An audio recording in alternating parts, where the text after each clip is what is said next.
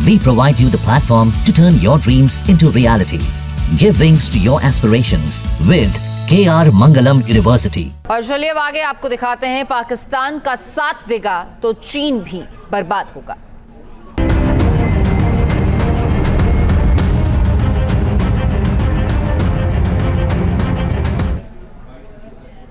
आतंकवाद को सपोर्ट करने वाले पाकिस्तान को पहलगाम हमले के बाद भी चीन का सपोर्ट मिल गया है। चीन ने इस पूरे मामले में पाकिस्तान की भाषा बोली है। कायराना इस करतूत के बाद भारत के एक्शन से पाकिस्तान खौफ में इसीलिए है क्योंकि अपने आका चीन से मदद की वो गुहार लगाता हुआ साबित हो रहा है। और पहलगाम हमले के बाद चीन ने कैसे पाकिस्तान के समर्थन वाली चाल चली है, इसके पीछे जिनपिंग का क्या मकसद छिपा है, ये इस रिपोर्ट में आप देखिए।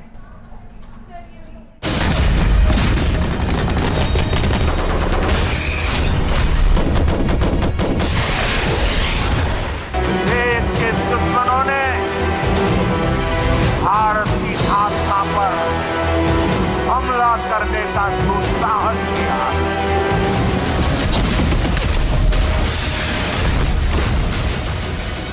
पहलगाम में निर्दोष पर्यटकों का नरसंहार करने वाला पाकिस्तान पूरी दुनिया में एक्सपोज हो चुका है। आतंकियों को पालने और भारत के खिलाफ इस्तेमाल करने की पाकिस्तान की फितरत से दुनिया के तमाम देश वाकिफ हैं। लेकिन हमेशा की तरह इस बार भी चालबाज चीन खुलकर पाकिस्तान के समर्थन में उतर आया है। पाकिस्तानी आतंकियों ने पहलगाम में सिर्फ पर्यटकों पर ही नहीं बल्कि इंसानियत पर भी हमला किया, मगर जिनपिंग को यह सब नहीं दिख रहा। पहलगाम हमले के बाद भारत ने कड़ा रुख दिखाया है। केंद्र सरकार ने ताबड़तोड़ एक्शन लिए हैं, जिससे पाकिस्तान में डर का माहौल है। आतंकियों को और इस हमले की साजिश रचने वालों को उनकी कल्पना से भी बड़ी सजा मिली।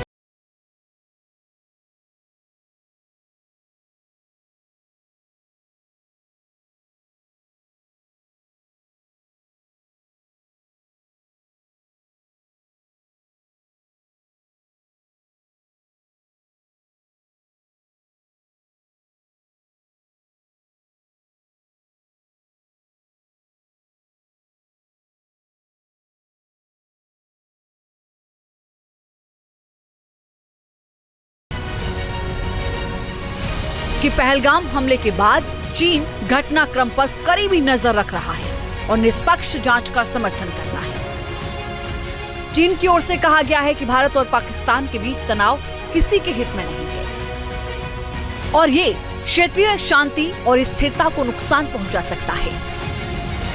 चीन ने यह भी कहा है कि दोनों देशों को संयम बरतना चाहिए और एक दूसरे से मिलकर स्थिति को शांत करने की दिशा में प्रयास करना।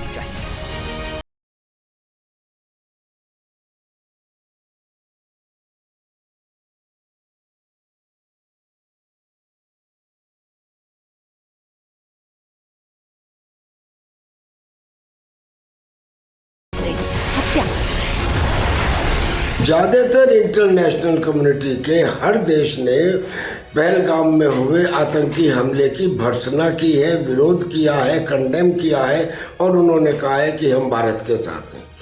ऐसे में चीन पाकिस्तान को सपोर्ट कर रहा है। कारण है दो। पहला तो ये कि चीन और पाकिस्तान की आपस में ऑल वेदर और अनलिमिटेड फ्रेंडशिप है और दूसरा ये कि चाइना जिस प्रोजेक्ट में 62 बिलियन डॉलर्स खर्च कर चुका है या खर्च करने हैं, वो China Pakistan economic corridor POK से होकर भी गुजरता है। लिहाजा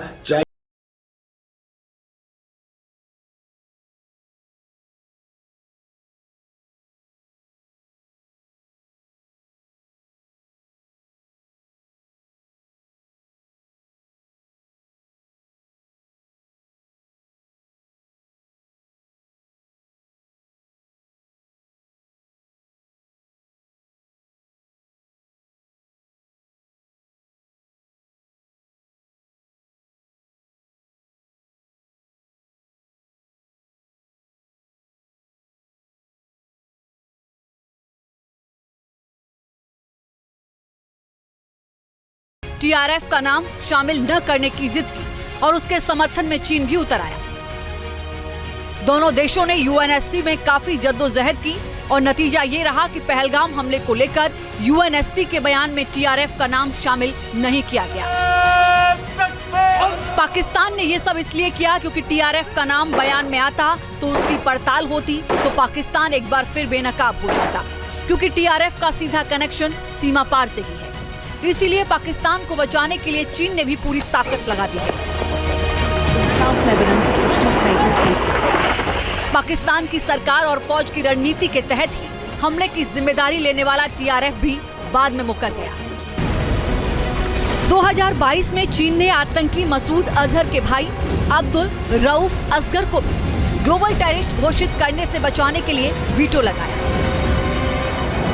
2022 में ही लश्कर-ए-तैयबा के डिप्टी चीफ अब्दुल रहमान मक्की को प्रतिबंधित आतंकियों की लिस्ट में डालने से चीन ने रोका था।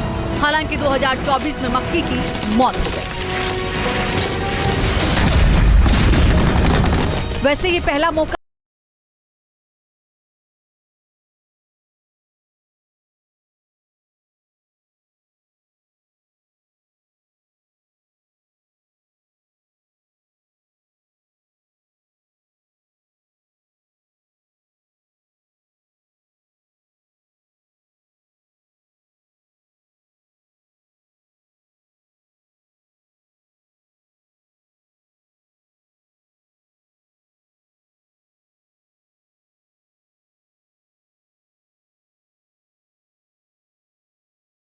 साबित होती है, लेकिन पाकिस्तान ने इस बार ऐसी हिमाकत की है जिसके बाद उसके लिए खुद को बचाना बेहद मुश्किल हो रहा है। पाकिस्तान का आतंकवाद से प्रेम किसी से छिपा नहीं। बावजूद इसके चीन का उसे समर्थन करना कई सवाल खड़े करता है। इसकी एक बड़ी वजह भारत की बढ़ती ताकत और दुनिया का भारत के साथ खड़े होना है। पहलगाम हमले के बाद जिस तरह पूरी दुनिया ने भारत को खुलकर सपोर्ट किया है, उसने चीन की नींद उड़ा दी है। एलएसी पर चीन बार बार विवाद खड़ा करने की कोशिश करता है, लेकिन गलवान की घटना के बाद भारत ने जिस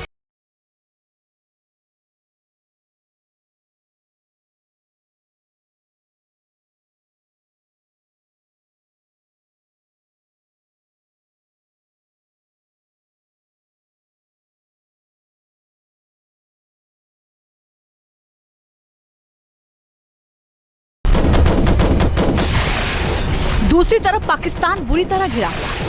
पहलगाम हमले के बाद भारत की ओर से बड़े एक्शन की घबराहट पाकिस्तान में साफ साफ देखी जा सकती है। पाकिस्तान को डर है कि उसने आतंकियों के जरिए जो नापाक हरकत की है, उसकी बहुत बड़ी कीमत उसे चुकानी पड़ सकती है। पाकिस्तान को डर सताने लगा है कि कहीं पीओके और बलूचिस्तान उसके हाथ से न निकल जाए। पहले भी हिंदुस्तान के नेता कह चुके हैं और अब बिल्कुल पॉसिबल है कि पीओके के जाने का डर पाकिस्तान को सता रहा है, उधर बलूचिस्तान के जाने का डर सता रहा है और इधर चाइना को भी एलएसी पे प्रॉब्लम हो सकती है, क्योंकि चाइना का जो सीपीईसी है वो इस एरिया से होकर गुजरता है।